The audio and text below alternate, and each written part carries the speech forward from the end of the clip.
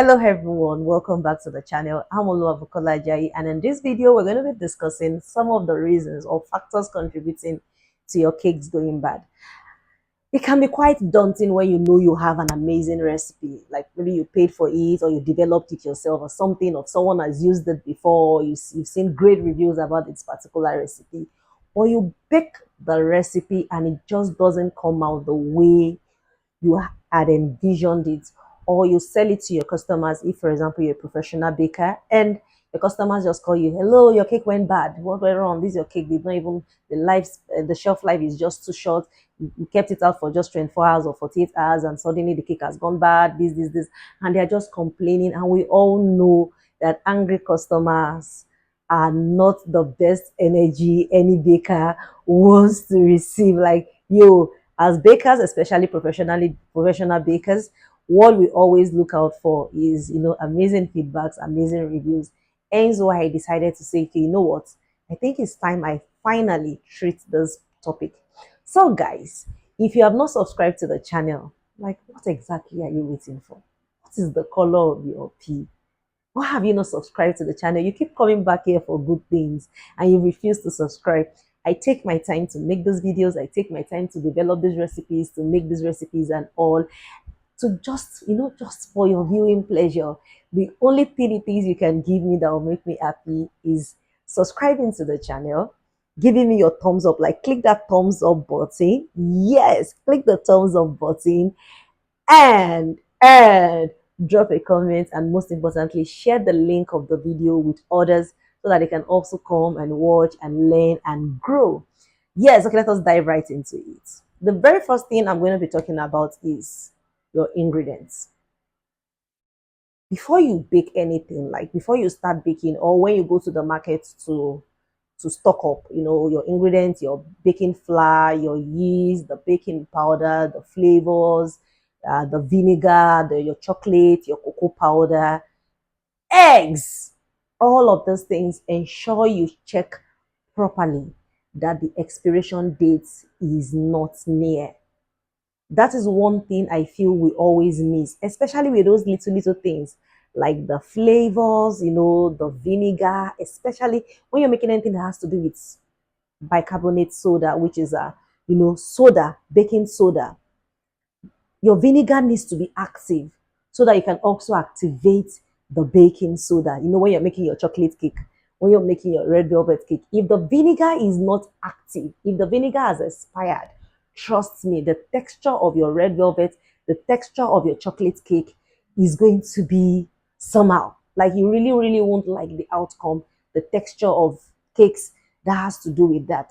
Then if you're baking, if your other ingredients has expired, or you bought, maybe let's say it was going to expire maybe like in November and you bought in August and you did not check, you just bought, like, okay, I just went to the market to stock up, and why not, I want to believe these ingredients should have a long expiration date, and you just buy and you keep, and in November you're still using, in December you're still using, January the next year you're still using, because it never even occurred to you to even check if any of the ingredients has expired. When you bake such cakes, what happens? You just realize that something has gone wrong in the oven. That is the very first thing I want you to check whenever you go out to stock up your ingredients, when you go out to buy your ingredient you're going to be using to bake. That is point number one. Two, let us talk about eggs. I mentioned it briefly, but I purposely did not really talk about it. And the reason being because I want to like dissect it. See, eggs are very important. So when you go out to buy your eggs, ensure that you're buying fresh eggs. Tell your supplier, like, madam, oga, please, I am a baker. I use these eggs to bake. Give me the freshest of your freshest eggs. The eggs I need very fresh. This is why I'm emphasizing very, because trust me, I also have those conversations with them when I go to buy eggs, because I can't afford to go home with eggs that have stayed a while or exposed to heat or direct sunlight at their store, and they give it to me and I use it to bake. What will happen? Number one, when you use eggs that are no longer active, because we know we have two parts to the egg, isn't it? We have the egg white, we have the egg yolk, and I think I've told this before that the egg white is a is a rising agent. You know, when you beat the egg white itself and you fry the egg white itself, for example, what happens? It bubbles up and it does what? It rises. So even the egg white, when there's some recipes you see that all you just need to use is the egg white. They'll tell you to like beat it, form like a meringue with it, and mix it into your batter and all, and the cake will definitely rise. That is the egg white. Then the egg yolk is what is a moisturizer, almost like when you have this harmattan and you apply moisturizer on your skin. What happens? It helps keeps the moisture in. It helps makes your skin fresh. Same thing it does to the cake. So your egg yolk gives your cake structure. It makes it form. It gives it structure. So when the egg is bad, one of the things that will happen is that your cake will not bake properly. You know you have a good recipe. You've been baking this recipe for a long while, or you just started, you just want to try out the recipe or something. You just realize that something has gone wrong. If the egg is no longer fresh, trust me, it's going to affect the outcome of your cake. So you can't afford to use eggs that are no longer fresh. Hence why as bakers, don't buy in bulk. If you know you don't have bulk need, don't purchase in bulk. Purchase your eggs in bits and ensure you have one genuine supplier, one or two genuine suppliers that will always give you the best of the best eggs. And when you buy your eggs as well and you keep storing in the kitchen or in the store, ensure number one is in a cool place. Number two, it is not exposed to sunlight. Number three, it is not exposed to heat. If the place is hot, your eggs will go bad. If it's exposed to sunlight, your eggs will go bad. So these are some of the factors you need to consider when you're storing your eggs. So ensure you always store your eggs properly.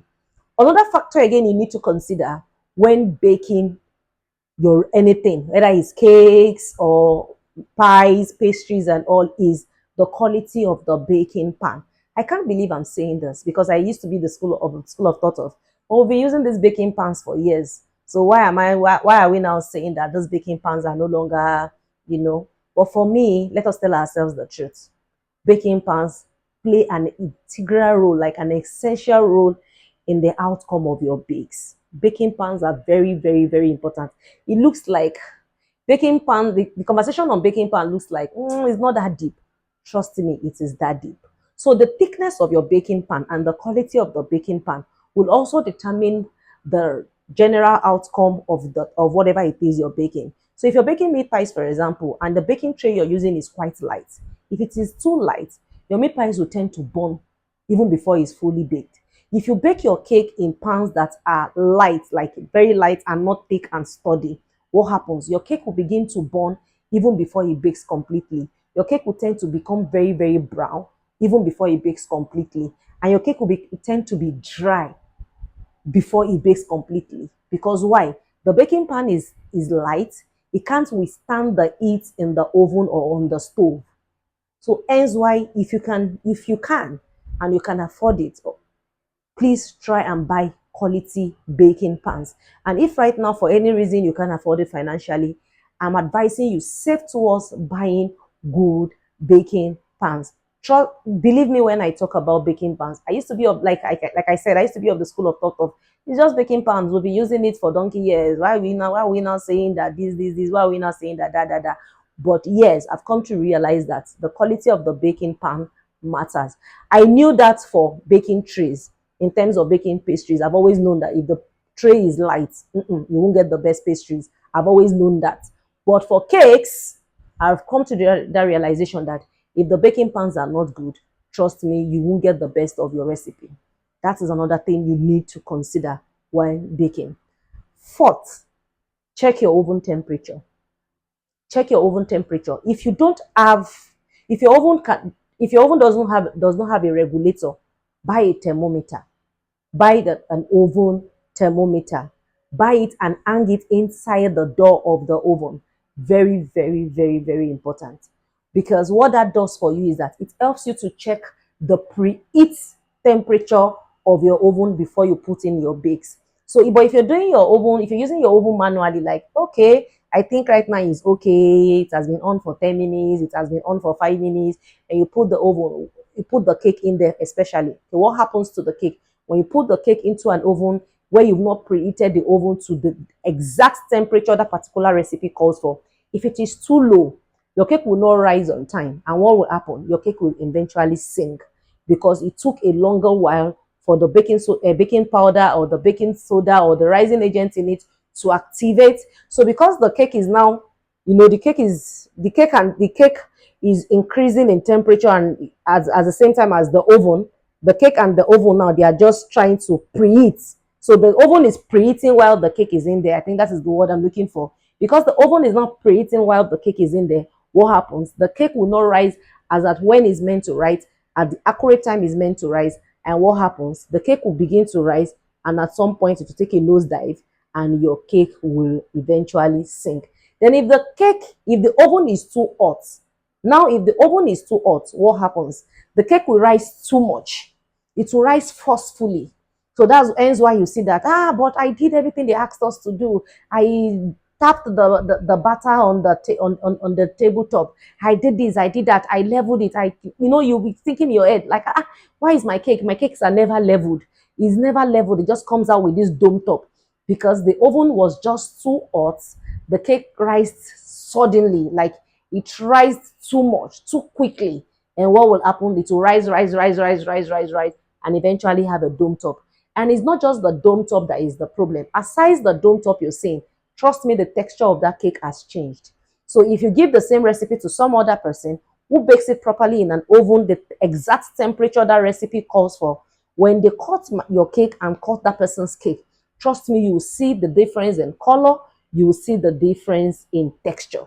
You will just see the difference in color, you will see the difference in texture, simply because the oven you baked the cake in was not properly preheated.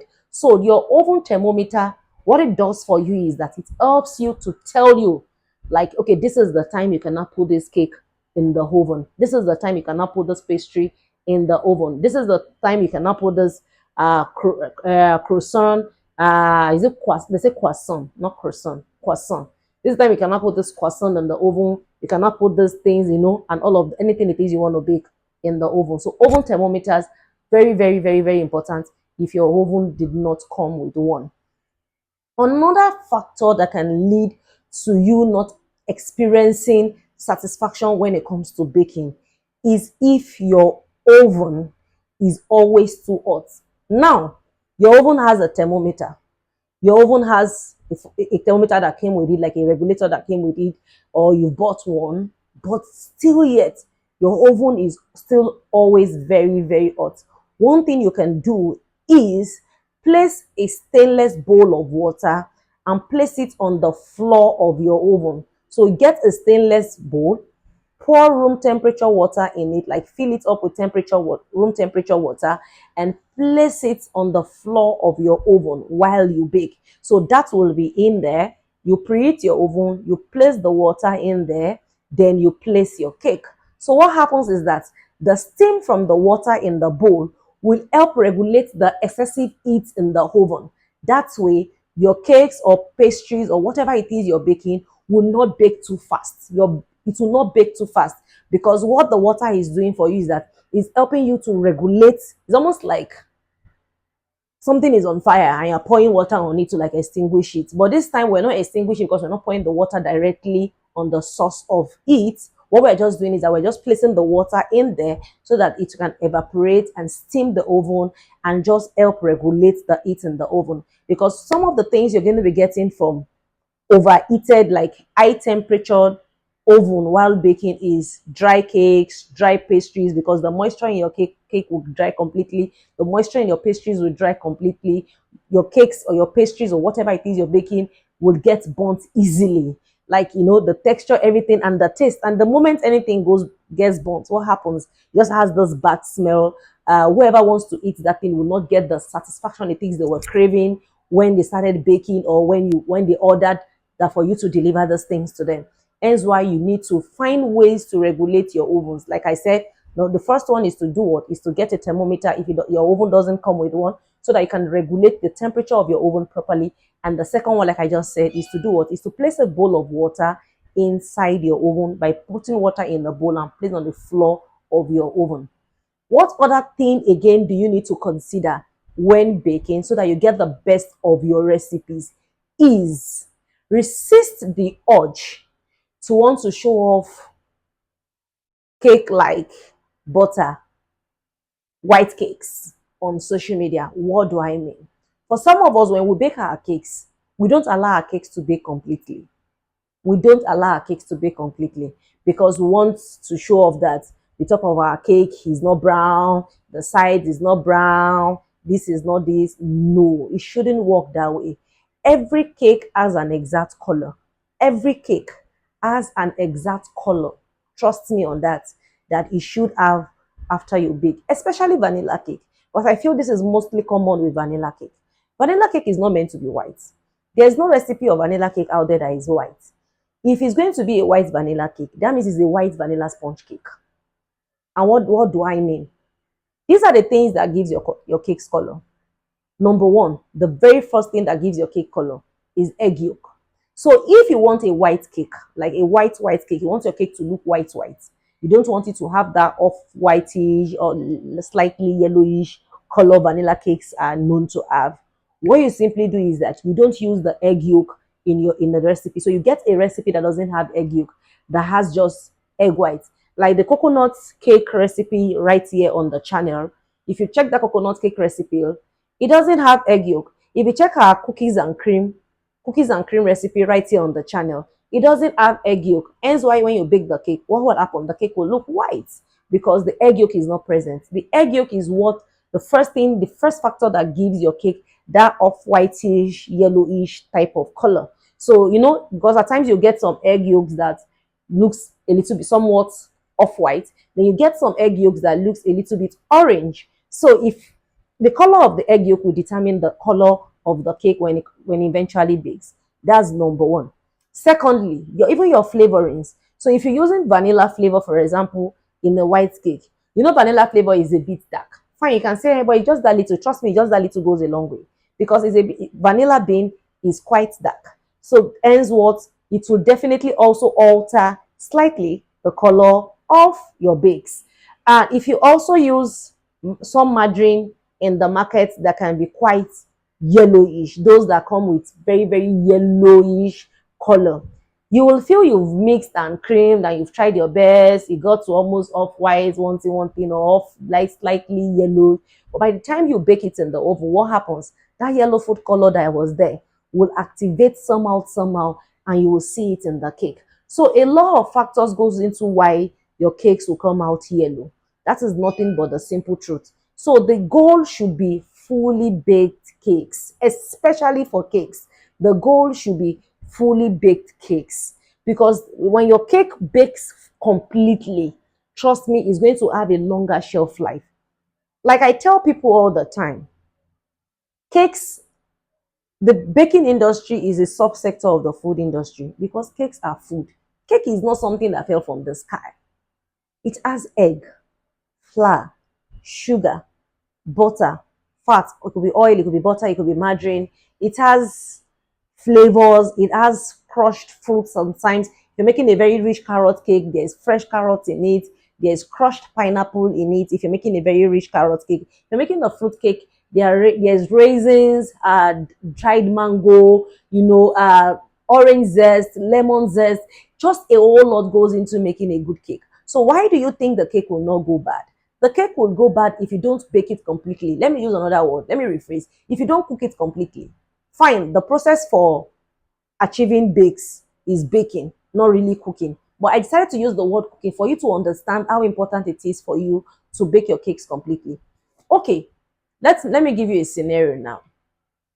If you go to the market, for those of us who are Nigerians watching this video, if you go to the market and you buy roasted fish, Yorubas will call it eja yiyan, roasted fish. These days when you go to the market, they'll give you the one that is not dry, because what the vendors are trying to do is that they don't want to roast it completely so that it won't look small, so that it will look big, isn't it? So then you buy that particular type of roasted fish and you take it home. One thing I've realized is that the moment you take such a fish home, don't assume that it is roasted and don't preserve immediately. You will cry. You're gonna cry. You're gonna cry because what you bought is what Yorubas will call oforo, just slightly roasted. So fish like that, if you leave it on your kitchen countertop overnight, Especially when there is heat. By the time you wake up the next day, it's going to be filled with maggots because the fish did not roast completely. But if you buy roasted fish that the vendor who sold to you, took their time and roasted completely, believe me, if it stays on your countertop for 2 days, nothing will happen. Simply because that fish roasted completely to the inside. The same thing happens with the cake. If the cake doesn't bake completely because you're trying to get your cake out of the oven, you're baking a furrow cake, dear brothers and sisters, customers will beat you last because that cake did not bake the middle did not bake completely. And don't rely on preservatives for that, because even with the preservatives, if the cake is not fully baked, the preservatives cannot preserve anything. That is nothing but the simple another reason truth. Why you're not getting the best of your recipe is the procedure. One thing I always teach my students is, before you bake anything, before you bake anything, for me, I always say bring out the recipe book. I still bake with my recipe book, and I'm not ashamed of it. Bring out your recipe book. If it's written, bring out the book. If it's on your phone, bring it out. Check the recipe book, check the recipe, and use that as a directioner to bake whatever it is you want to bake. Because I've seen cases where people bake and they tell you they forgot to put baking soda. It has never happened to me. They forgot to put baking powder. It has never happened. The one that has happened to me is I forgot to put vanilla flavor, and I didn't like the taste of that cake. Even though there's a cake called white cake that doesn't have vanilla flavor, but I still didn't like the taste of the cake because I could slightly perceive my eggs because there was no flavor to calm down the smell of the eggs. So always, always, always, always, always have your recipe book with you while you bake. There's nothing to prove to anyone. You're not trying this year. Baking is not our thing. I always say this: baking is not, and cakes, not like baking, but cakes and all these made pie, all this paparazzi. Someone else's food. Someone else's food that we were influenced by, and now we enjoy and we make. That is how this whole thing came about. So we are learning every day. We learn, whether you stay 20 years in this industry, 30 years in this industry, or you're just a mom at home who just likes to bake, or you're just an aunt or an uncle who just likes to bake. Trust me, you need to always use your recipe book. It works like magic. And also prep. Very, very beautiful to prep. You get different bowls, you measure the baking powder, you measure the baking soda, you measure the vinegar, you measure the buttercream, you measure your chocolate, you measure your cocoa powder, you measure the vanilla flavor, you measure the whatever, you measure your butterscotch, you measure your flour, your eggs and everything, and you just prep and everything is just on the table. So what are you just doing? You're just taking one and you're pouring into the mixer, and you're doing it gradually, one step at a time. And believe me, you will not forget any ingredient because you did what? Because you prepped. So if you can prep, it is going to save you a lot of headaches. It is going to save you from a lot of headaches, from a lot of issues, simply because you've done what? You've done your due diligence. So baking is not something you just do shabbily, like something you don't do with intentions. Baking is something you do with intentions because you want to get the best of the best of the best of the best results. Another thing again I want us to take note of, when you know you have a good recipe, is your baking time. How are you mixing? How do you mix? Do you know how to mix properly? Do you know how to mix properly? These are the things when you go for any class, especially when you're paying for a class. These are the things I want your instructors to teach you. And if they're not teaching you, you ask them, for how many minutes do I need to mix this? For how many minutes do I need to cream this? What should the texture look like when I'm done creaming? Because at times we overmix and at times we undermix. When you overmix, you get a dense cake. When you undermix, you get a cake that is wet and is soggy. So these are the things you need to do. Like, you need to ask questions, and you need to also research. You need to understand your recipes. You need to come in tune with your recipe. You need to develop a relationship. That is the truth with your recipes. You need to develop a good relationship with your recipes. That when something is missing in the batter, even before you pour it into the pan, you will know something in your spirit to just tell you that this recipe right now is not giving me what it should give me. Something is missing. So all of those things are the things you need to take, and you need to understand and take cognizance of if you want to get the best of your another recipe. Factor you need to consider is all your ingredients must be at room temperature before you start baking anything, except stated otherwise in the recipe. So if you keep your butter, for example, in the freezer, or your eggs in the fridge, or you keep your flour. I know some persons do that for their baking flour because they don't want weevils and all to, to contaminate the flour. Bring everything out and let everything come back to room temperature. Everything must come back to room temperature except when stated otherwise. For example, if you're making whipped cream, for whipped cream they will tell you, okay, and whipped cream you don't bake whipped cream anyway. Whipped cream will say put in the fridge or freezer, let it cool, blah blah blah, right? Okay. For chocolate cake, some recipes will call for us boiling water. So except when stated, all your ingredients must be at room temperature if you want to get the best of your recipe. Because if your butter is cold, there's going to be a problem. If your egg is cold, there's going to be a problem. If your flour is cold, there's going to be a problem. So bring everything out, let it come back to room temperature before you begin to bake. And finally, use a measuring scale. If you want to really, really enjoy baking, measuring scale will give you the best measurement at all times that the measuring cups will not give you. Measuring scales never lie. It never lies. So you don't have to buy the expensive ones. There are very cheap ones in the market, such as these and these, that will serve you.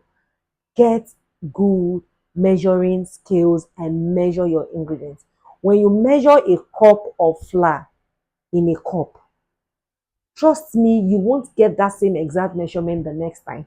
Fine, we can tell you, use something to scoop it into that cup. Don't use your hand. Don't dip it, rather. Don't dip it so that it doesn't, solidify. Use something to put it in the cup. Then use a spoon or something or your finger to level it. Blah, blah, blah. That is the best we can tell you. But believe me, if I measure 2 cups of flour in a cup and pour it in a scale, intentionally measure with a cup, I won't get the same exact measurement both times. So hence why the best to use for your measurement, so that you can get the same taste every time you bake, same texture every time you bake, same color every time you bake, is by using a measuring scale. And before I forgot, I know I said lastly, but before I forget, also always resist the urge to want to substitute ingredients in a recipe. For some of us, we're fond of doing that. When a recipe calls for baking powder, we say, can we use baking soda? When recipe calls for margarine, we say, can we use baking oil? Can we use cooking oil? When recipe calls for one thing, we're just trying to look for a substitute. If you know that is the taste, your taste preference, why not get a recipe that has that exact ingredient it is you want? Believe me, there are recipes, vanilla cake recipe that is just oil based. There are vanilla cake, chocolate cake recipe that is just margarine or just butter or just this, that has just baking soda, that doesn't have baking powder, that has just baking powder. Like, these recipes are bound. So if there's a particular thing you don't want in in a recipe, don't use that recipe. Get a recipe that has the exact thing it is you want and that is perfect for you, so that every time you bake, your baking experience will always be a beautiful one. Because the moment you begin to substitute ingredients in a recipe, you won't get the best of that recipe. Hence why a good teacher can teach you, give you fantastic recipes, 10 persons in a class, and 2, 3, or 4 will still grumble the teacher did not do well. Do you know why? Number 1, you fumbled the recipe. Number 2, probably you didn't measure right. Number 3, probably you omitted an ingredient while you were prepping without using your recipe book. Number 4, probably your oven was too hot, and all of those things just accumulate, and you begin to grumble that the person did not teach you well, or the recipe the person taught you in class is different from the recipe they use. Just begin to murmur and all of those things. Sometimes the instructor have actually done a fantastic work of developing an amazing recipe, of teaching you well, and passing down a good recipe to you. All it just takes is for you to also put in the work. by going through the steps, intentionally baking, and believe me, in no time you'll become a baking pro. You need to have a relationship with your ingredients. If you don't even know your ingredients, there is a problem. You must know your ingredients before you can be successful at baking, and you must love it. Baking is something you do with love. Yes, the secret ingredient at all times is love, because it's the love for it that will make you prep right, that will make you preheat your oven, that will make you regulate the temperature properly, that will make you ensure that you just do everything the way it should be done, and you'll get the most fantastic. Thank you for watching this particular one. I hope you learned something, and like I said, don't forget to click the subscribe button, the thumbs up button, because when you do that, it helps give the video better visibility. And don't forget to share the link of this video with others so that they can watch and also learn some amazing tips. I hope you enjoyed this. See you next time on the next video. Bye bye.